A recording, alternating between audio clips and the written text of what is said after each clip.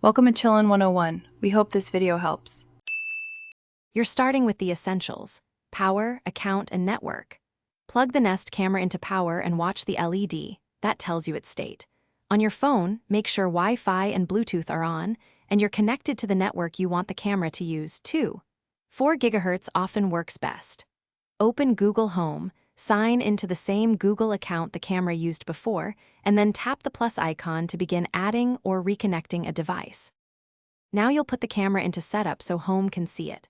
Press and hold the camera's setup button until the LED blinks. This forces setup mode. In Google Home, select the discovered camera, confirm the model, then pick your Wi-Fi SSID and type the password carefully. Passwords are case sensitive. The app will provision the device. This can take a minute. Once done, the camera will show online. Make sure you keep the phone nearby and don't interrupt the provisioning process. Finish by confirming the camera's firmware updates and testing the live view.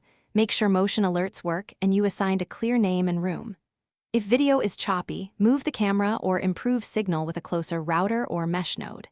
If the camera won't reconnect, reboot your router, power cycle the camera, and as a last resort, perform a factory reset, then repeat the setup. Repeating steps often clears pairing errors. If it still fails, check for ISB. Thanks for watching. Consider subscribing if we helped you.